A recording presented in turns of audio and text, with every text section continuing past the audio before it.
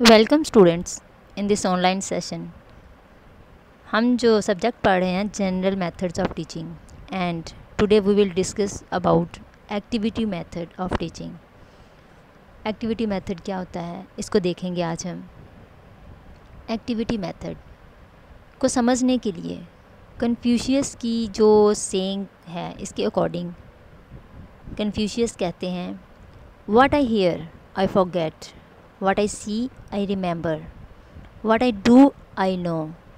Confucius को अगर हम लेक्चर मेथड में से रिलेट करें तो लेक्चर मेथड में स्टूडेंट्स जो हैं वो सुनते हैं, टीचर बोलता है, इस तरह सुनते ही रहते हैं और फिर एक ऐसा टाइम आता है कि जो कुछ सुनते हैं वो उसको भूलना शुरू कर देते हैं।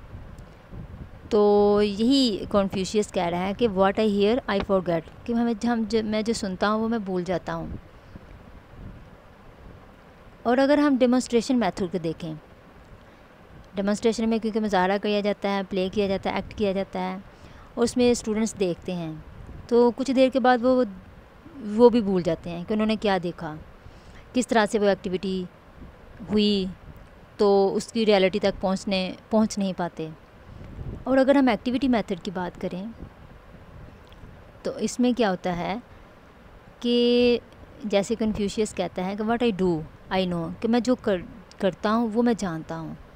तो एक्टिविटी मेथड में इस चीज़ को, जो चीज़ आप खुद से करते हैं उस चीज़ को कंस्ट्रक्ट करते हैं और इस तरह चीज़ों को अच्छे तरीके से समझ लेते हैं।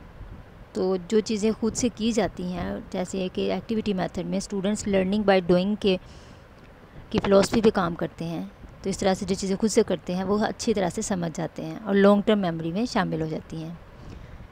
Activity method is an awesome technique adopted by teachers to keep students engaged. तो टीचर्स इस टेक्निक को अडॉप्ट करते हैं और स्टूडेंट्स को इंगेज करते हैं डिफरेंट एक्टिविटीज़ में। डिफरेंट एक्सपेरिमेंटल एक्टिविटीज़ होती हैं, रिसर्च होती हैं या फिर डिस्कवरी मेथड्स होते हैं। इसके अलावा और ज़्यादा बच्चों से काम करवाए जाते हैं thoroughly in the learning platform and to reach them effectively with practical and experiential understandings. तो इस तरह से बच्चे प्रैक्टिकली वर्क करते हैं, एक्सपेरिमेंट करते हैं, इस तरह से वो अंडरस्टैंडिंग उनकी होती है। टाइप्स ऑफ एक्टिविटीज़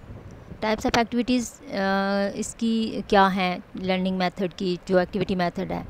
तो एक्टिविटी मेथड की जो एक्टिविटीज़ में जो एक्टिविटीज़ हैं, there are 3 types of activity method, exploratory, constructive और फिर एक्सप्रेशनल एक्टिविटीज़ हैं। Exploratory means knowledge getting. Exploratory में आप नॉलेज को रिसीव करते हैं, चीज़ों को एक्सप्लोर करते हैं। और देन आता है कंस्ट्रक्टिव में आप एक्सपीरियंस गेन करते हो। एक्सप्लोरेटरी में नॉलेज गेट करते हो और कंस्ट्रक्टिव में कंस्ट्रक्ट करते हो, एक्सपीरियंस को गेन करते हो, खुद से जाकर एक्टिविटी करते हैं आप, जिसमें आपको डिफरेंट एक्सपीरियंसेस होते हैं। आप देखते हैं कि किसी भी चीज़ को अगर बनाया जाता है या कोई भी सर्वे करना होता है आपने, तो सर्वे किस तरह से किया जाएगा। कोई चीज़ अगर आपने कंस्ट्रक्ट करनी है तो उसको क्या रिक्वायरमेंट होगी, क्या क्या स्टेप्स होंगे, क्या उसके पैरामीटर्स होंगे। Then in expressional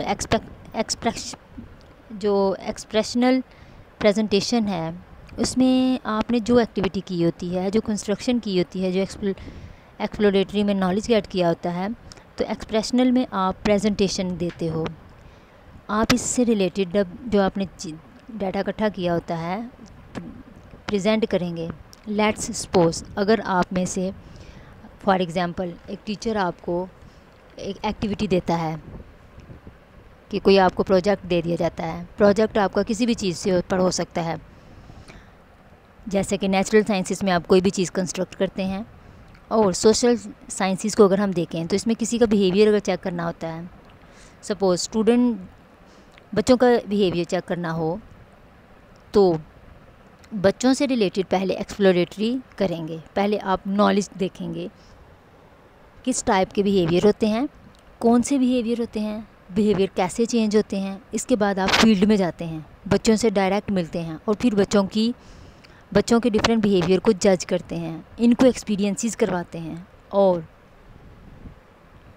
different activities करवाते हैं ताकि इनका जो रियल बिहेवियर है उसको आप देख सकें। उसके बाद आप दोनों को एक्सप्लोरेटरी और कंस्ट्रक्टिव के बाद जब आप इस चीज़ को आकर प्रेजेंट करते हैं, आप अपनी क्लास के साथ शेयर करते हैं कि आपने इस तरह कैसे स्टडी की और आपकी स्टडी की जो एक्टिविटीज़ उसको आपने प्रेजेंट करना होता है, जो एक्टिविटीज़ आपने की होती हैं, क्या इसकी आपकी क्या फाइंडिंग्स थी, क्या रिज़ल्ट्स नज़र आए। सो activity method is very much important in classroom learning. Classroom activities, classroom को अगर देखें तो इसमें एक्सपेरिमेंटेशन है, डिफरेंट एक्सपेरिमेंट्स के थ्रू एक्टिविटीज़ करते हैं स्टूडेंट्स। बहुत सारे सब्जेक्ट्स हैं जिसमें एक्सपेरिमेंट्स किए जाते हैं, जैसे कि नेचुरल साइंसेस हैं, इसमें एक्सपेरिमेंट्स आते हैं। फिर आते हैं रिसर्च प्रोजेक्ट्स, दैन आपके फील्ड ट्रिप्स हैं जिसमें आप फील्ड ट्रिप्स में लेके जाया जाता है स्टूडेंट्स को, डिफरेंट जगहों पे लेके जाया जाता है और उनको प्रैक्टिकली जो है वो नेचुरल चीज़ें दिखाई जाती हैं। उसके बाद फ़िल्म दिखाई जाती है।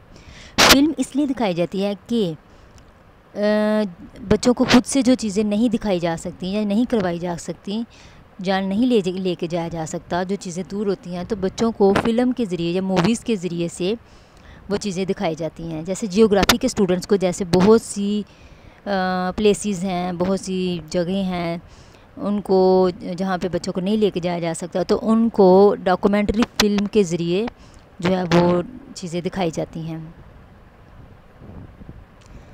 Benefits of activity method of learning.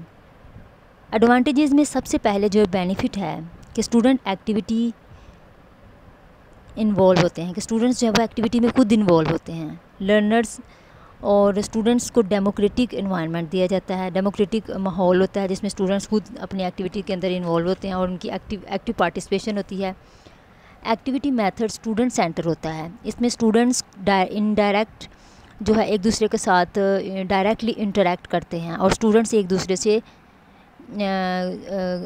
दूसरे के इंटरेस्ट को देखते हैं और इंटरेक्ट करते हैं। टीचर्स स्टूडेंट्स की जो लर्निंग है उसको, लर्निंग प्रोसेस को फोस्टर करते हैं, उनको फैसिलिटेट करते हैं, उनको इनकरेज करते हैं कि वो खुद से रिस्पॉन्सिबल हों, अलग से इंडिपेंडेंटली काम कर सकें और वो स्टूडेंट्स जो हैं ऑटोनोमसली काम कर सकते हैं, अलग से फ्रीली अपना काम जब वो खुद से करते हैं तो उनको फ्रीडम होती है। Children on their own pace, जब आप इनको एनवायरनमेंट दे देते हैं, इनको डायरेक्शन दे दी जाती है कि स्टूडेंट्स बहुत अच्छे तरीके से खुद से सीख लेते हैं, तो स्टूडेंट्स खुद से अपना काम करते हैं इस मेथड के अंदर। It is more direct to self directing learning rather than teacher directing learning. तो टीचर आपको डायरेक्शन तो ज़रूर देता है, लेकिन वो इस तरह से देता है कि आपको ओवरव्यू दे देता है कि कौन सी चीज़ किस तरह से करनी है। So it is purely self directed learning. तो स्टूडेंट्स जो है वो सेल्फ पे काम करते हैं। इसके अलावा ग्रुप लर्निंग, म्यूचुअल लर्निंग आपकी इम्प्रूव होती है, सेल्फ लर्निंग इंक्रीज़ होती है। आपको सेल्फ लर्निंग जो है वो आपको प्रमोट करती है कि आप ग्रुप में काम करें, म्यूचुअल बेनिफिट्स को इकट्ठा करें और इस तरह से आपके जो बेनिफिट्स हैं वो वन बाय वन जो है वो आप जो एक्टिविटी मेथड है इसमें एक बहुत ज़्यादा स्टूडेंट्स के अंदर कॉन्फिडेंस आता है, ग्रुप लर्निंग आती है, सेल्फ लर्निंग आती है और कोऑपरेशन उनकी क्रिएट होती है। लिमिटेशंस में एक तो लिमिटेशन जो आती है वो इमोशनलाइज्ड कंट्रोल नहीं हो पाता। टीचर जब क्लासरूम में एक्टिविटी करवाते हैं तो डेफिनेटली इस एक्टिविटी का कोई ना कोई फेवरेबल एटीट्यूड्स आ जाता है या फिर कोई अनफेवरेबल एटीट्यूड आ जाता है। इस तरह से जो फॉर्मेट बनता है एटीट्यूड्स का, जो लोगों में बिहेवियर होते हैं बच्चों में, जो जैसे कि बच्चों को जो एक्टिविटी करवाई जाती है, अगर कोई बच्चा बहुत ज़्यादा अच्छे तरीके से एक्टिविटी करता है तो टीचर जो वो बार बार वही एक्टिविटी करवाता है, तो इस तरह से बहुत सारे बच्चे इसमें बोरियत का जो है ना वो मुजाहरा करते हैं। तो बहुत सारे बच्चे जो हैं उनके ऊपर इसका बहुत ज़्यादा इफ़ेक्ट पड़ता है और ये इसका एक ड्रॉबैक भी है और इसकी लिमिटेशन भी है। कुछ एक्टिविटी हमारी सोसाइटी के कल्चर के अगेंस्ट होती हैं। Some classroom activities become contradictory with values of culture of the students. तो ज़्यादा इसमें क्या होता है कि बहुत सारे जो चीज़ें होती हैं हमारे कल्चर के अकॉर्डिंग नहीं होती, बहुत सारी एक्टिविटीज़ ऐसी होती हैं जो इनको हमारा कल्चर या हमारी मज़हब जो है वो इजाज़त नहीं दे रहा होता, तो इस वजह से बहुत सारे कंट्राडिक्शंस आ जाती हैं। इसके अलावा ये मेथड काफ़ी टाइम टेकिंग है, टाइम कंज्यूमिंग मेथड है। इसमें बहुत ज़्यादा टाइम लग जाता है, जिसकी वजह से आपको जो सब्जेक्ट सेंटर्ड जो नॉलेज है वो प्रॉपर तरीके से कन्वे नहीं हो पाता। एक्टिविटीज़ पे ज़्यादा फोकस होता है तो जो सब्जेक्ट है वो हमारा इग्नोर हो जाता है, क्योंकि आप बहुत ज़्यादा टाइम एक्टिविटीज़ में लगा देते हो। तो जो बेसिक नॉलेज जो देना होता है बच्चों को, जो बेसिक कॉन्सेप्ट्स देने होते हैं, समझाने होते हैं, उसके लिए टाइम जो है वो कम रह जाता है। तो ये इसकी एक ड्रॉबैक हो गया। टीचर्स बहुत ज़्यादा ओवर बर्डन हो जाते हैं, तो इसमें भी टीचर बहुत ज़्यादा डिफ़िकल्ट फील करते हैं कि कोई भी एक्टिविटी करवाने से अच्छा है कि हम लेक्चर को प्रिपेयर करें और स्टूडेंट्स को बता दें। तो टीचर के लिए जो है ये मेथड जो बहुत ज़्यादा डिफ़िकल्ट हो जाता है। टीचर्स इसको डिफ़िकल्टी महसूस करते हैं इसको कंडक्ट करवाने के लिए एक्टिविटीज़ को। तो टीचर्स फील करते हैं कि it is more better than activity method, कि लेक्चर को दे दिया और बस जो है वो एक्टिविटी मेथड से ज़्यादा बेहतर है ये। क्लासरूम इतने ज़्यादा ओवरलोडेड हो जाते हैं जिसकी वजह से प्रॉब्लम्स आती हैं कि किस तरह पूरी एक्टिविटी को अरेंज किया जाए, स्टूडेंट्स को कैसे मैनेज किया जाए ताकि हर एक को चांस मिल सके कि वो भी जो है वो उसको सीख सके।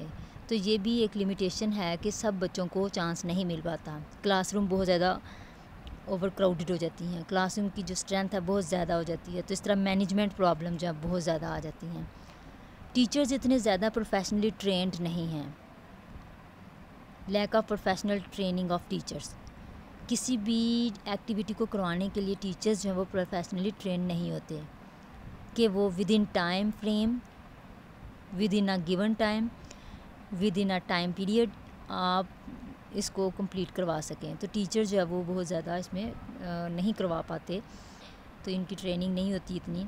लेकिन इसके अलावा कंप्यूटर बेस्ड जो एक्टिविटी होती है उसके लिए भी टीचर्स इतने ट्रेन नहीं हैं, स्किल्स नहीं हैं टीचर्स के पास। अगर हैं भी तो उसको किस तरह से मैनेज करना है, तो मैनेजेरियल स्किल्स नहीं हैं, जिसकी वजह से जो है वो एक्टिविटी मेथड इतना सक्सेसफुल नहीं है। तो टीचर्स का और क्लासरूम की स्ट्रेंथ का बहुत ज़्यादा होना और स्किल्स का ना होना जो है इसका ड्रॉबैक है। Lack of physical, financial than instructional facilities become hurdles of in the application of activity method. तो physical and financial instructional facilities नहीं हैं, because if you don't have physical facilities, financial facilities और instructional facilities, it is not possible to conduct proper application of the activity method. ये possible नहीं है कि हम जो है इसको प्रॉपर तरीके से कर सकें, क्योंकि हमारे पास इतनी फैसिलिटीज़ नहीं है, फिज़िकल फैसिलिटीज़ नहीं है, फाइनेंशियल रिसोर्सेज नहीं है, इंस्ट्रक्शनल रिसोर्सेज नहीं है। सो before conducting activity method you need to have all these facilities and your teacher should be professionally trained and your classroom strength should be according to the standards जिनमें 20 to 25 students होने चाहिए। then it will be more successful and more appropriate and more beneficial।